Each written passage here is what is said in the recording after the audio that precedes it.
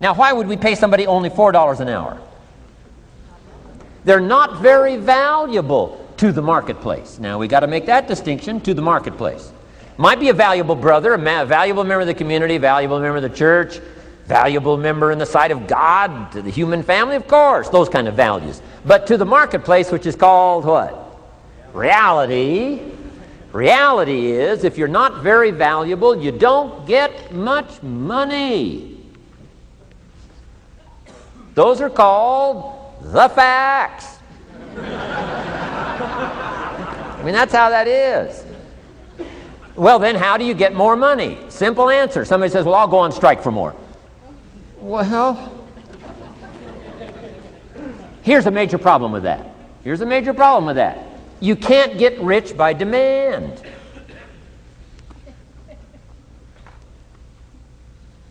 Somebody says, well, I'm waiting for a raise.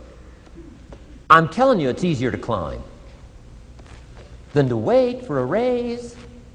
Why not just become more valuable rather than wait?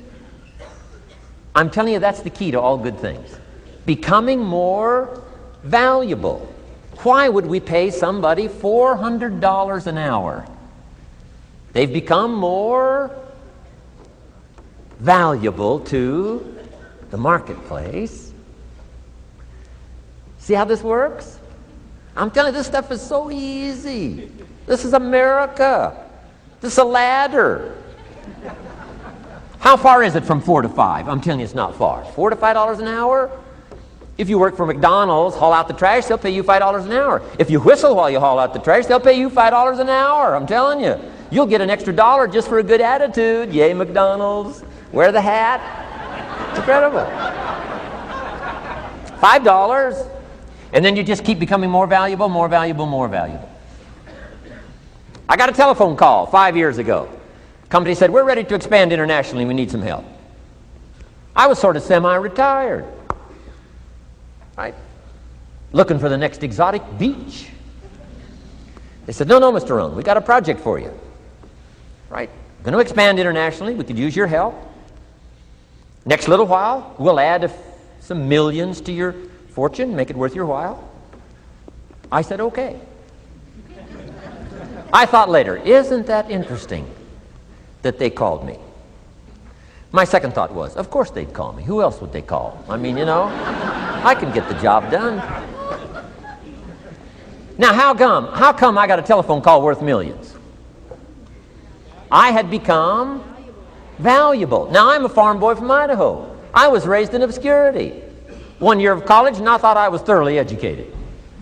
Made all kinds of mistakes galore. At age 25, the creditors are calling me saying, hey, you told us the check was in the mail. I got pennies in my pocket. I got nothing in the bank. I'm behind on my promises. How come I get a telephone call 5 years ago and it's worth millions? I changed. I turned my life around. Is it possible to become worth millions? Speaking economically, now there's a lot of values to become, but let's just talk economics. Is it possible to become that valuable? And the answer is, of course, of course. Now let me give you the secret. Shoaff said, here's the secret, Mr. Rohn. Learn to work harder on yourself than you do on your job. Once I got that, it turned my life around. Learn to work harder on yourself than you do on your job.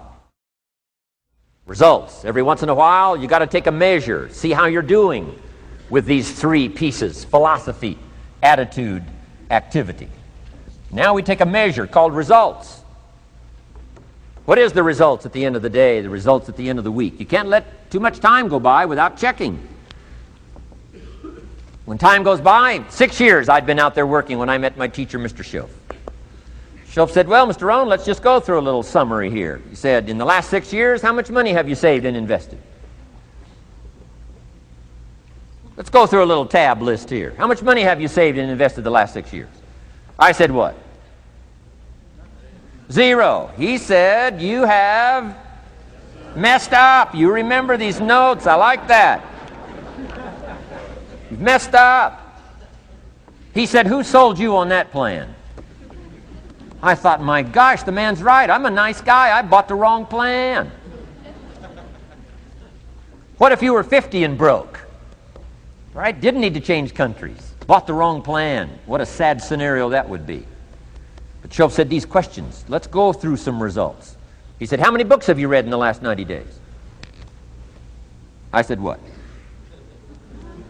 0. Wisdom of the world available? Change your life, change your future?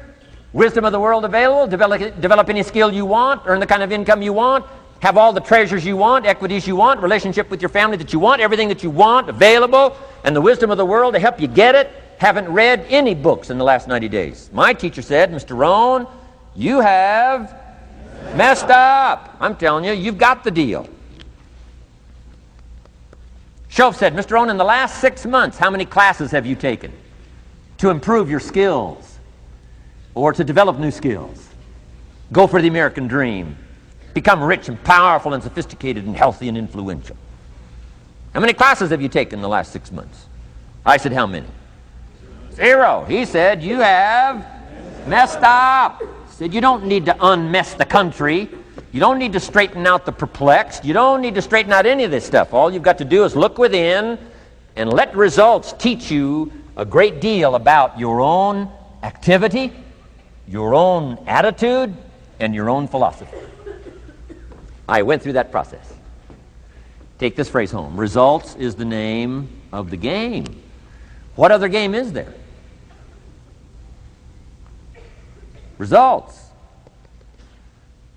Here's all life asks us to do. Make measurable progress in reasonable time. Just take home that little phrase. Good phrase. We're asked in life simply to make measurable progress in reasonable time.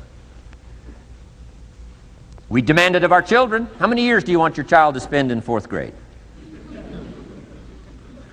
Approximately. About 1. If it looks like they're not going to make it, we pour on the pressure, called legitimate pressure, lack of results. Peer pressure, family pressure, school pressure, community pressure. Every other kind of pressure we can bring to bear. What? You can't stay more than 1 year in 4th grade. As parents, you'd have to leave the community. You say, well, what if they're nice kids? Wouldn't you give them 3 or 4 years? And the answer is no. You got to make better progress than that. So you got to check fairly often. Some things you got to check every day. Some things you got to check at least by the end of the week. Salesman joins this little sales company. He's supposed to make 10 calls first week. Wouldn't it be legitimate to call him in on Friday and say, John, what? How many calls? I mean, this stuff is simple. John says, well. Say, John, well won't fit in this little box here. Well. Now John starts with a story. You say, John, I made this little box so small so a story won't fit. I don't need a story. I need what? A number. A number. What will a number tell me? Everything. John's supposed to make 10 calls. What if he made 20? You say, wow. Wow. We got somebody. What if he only made 1 call? Whoa.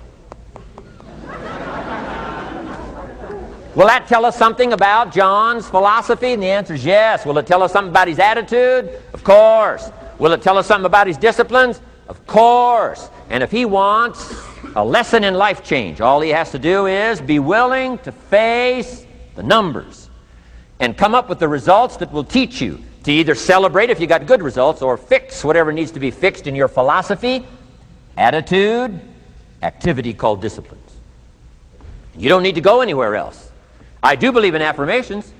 They are valuable as long as you affirm the truth. Because it says in ancient scripts, the truth, what? Will set you free. Free to do what? Amend your errors and pick up new disciplines. That's what the truth is for, to help us amend our errors and pick up the disciplines for life change. That's what the truth is for. So I do believe in affirming the truth. If you're broke, best thing to affirm is, I am broke. You put that up on the refrigerator where you can see it every day. I mean, that's how you do that. Now, if you need a little additional affirmation, you just put up there, I'm 40 and broke. I mean, you know, that ought to do it. And if you need just a little more, put up there, I live in America and I'm 40 and broke. That's enough to turn your life around. It says, hey, something is Wrong. Somewhere I have messed up. And I'm telling you, if you'll start with that, it's called the process of life change, and it doesn't matter how small the process is to start. One discipline starts it, and then one discipline feeds another, and the first thing you know, you've got this whole cycle in an upward positive motion. And it's called life change. It's called income change. It's called health change. Relationship with your family change. Equities unprecedented that you can have in numbers that will stagger the imagination if you do not curse what's available and start amending what's possible to get the results that you want. I don't think I can put it in any better language. Let me give you the day that turns your life around as quickly as I can. I got 4 parts to the day that turns your life around, and then we're finished for the day. Number 1, disgust. Disgust. Disgust is a negative emotion, but it can have a very positive, powerful effect. Disgust says, I've had it. What an important day that could be. I've had it. Wow. I met a beautiful, powerful, accomplished executive lady in New York. The company invited me to come in. This lady was a vice president, extraordinary lady. I got to know her, and I found out her story. I said, how did you get here? Big income. And she never went to college, never went to university. I said, how did you get here? Executive, powerful, income. She said, well, let me tell you part of the scenario. She said, when I was a young mother a few years ago, she said, one day I asked my husband for $10. And he said, what for?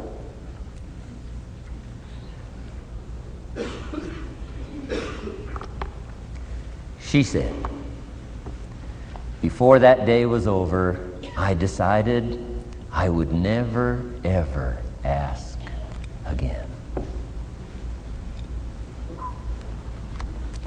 She said, I started studying opportunity, found it, took the classes, put myself through the schools, did the scenario. Now I'm vice president. I make a lot of money. And she said, I kept my promise. I've never, ever had to ask again. It's called a life-changing day. The day you say, enough is enough. Now, if you can add an act to your disgust, it helps. A man takes a shotgun to his car, blows out every window, destroys every tire, puts 100 rounds in it, and says, I've driven this embarrassing thing for the last time. And then he saves it. He saves it. And later when somebody says, how did you become rich and powerful? He says, let me show you this car. One day I'd had it up to here, I blew it to smithereens. Enough is enough. Powerful. Here's the last 3. Next is decision. Decision making is a life-changing day. If you went home today and in the next few days cleaned up a list of decisions, it could furnish enough inspiration for the next 5 years, 10 years. What an inspiring day, the day you can bring yourself to decide. And here's the 3rd one, desire, wanting too bad enough. Who knows the mystery of that? We don't know. But here's something I do know. Sometimes desire waits for a trigger, waits for something to happen. Who knows what the happening may be? A song, the lyrics, a movie, the dialogue, a seminar, a sermon, a book, an experience, confrontation with an enemy, a conversation with a friend who finally levels with you. Whatever the experience it is, it's so valuable. And here's my best advice. Welcome all experiences. You never know which one is going to turn everything on. Don't put up the walls. The same wall that keeps out disappointment keeps out happiness. Take down the walls. Go for the experience. Let it teach you. And here's the last one. Resolve. Resolve says I will. 2 of the most powerful words in the language. Benjamin Disraeli said, nothing can resist a human will that will stake its existence on its purpose. Shortly put, I'll do it or die. Best definition of resolve I got from a little junior high girl, Foster City, California. I'm going through some words one day. I got to this one and I asked the kids, who can tell me what resolve means? Some didn't know, some tried. Interesting. The last one was the best. Little girl about 3 rows back, she said, I think I know, Mr. Rohn. I said, what? She said, I think resolve means promising yourself you will never give up. I said, that's the best I've ever heard. She's probably giving seminars somewhere today, right? I mean, that's the best I've heard. I asked the kids, how long should a baby try to learn how to walk? How long would you give your average baby? Before you say, hey, enough's enough. No. Any mother in the world would say, you're crazy. My baby is going to keep trying what? Until. What a magic word. I want you to write it down. Until. Promise yourself you'll read the books until your skills change. You'll go to seminars until you get a handle on it. You'll listen to it until it makes sense. You'll go for it until you understand it. You'll practice it until you develop the skill. Never give up until, however long that is. Step by step, piece by piece, book by book, word by word, apple by apple. Walk around the block, walk around the block. Go for it. Don't miss the chance to grow. And resolve that you'll pay the price until you learn, change, grow, become. Then you'll discover some of life's best treasures when you pay that price.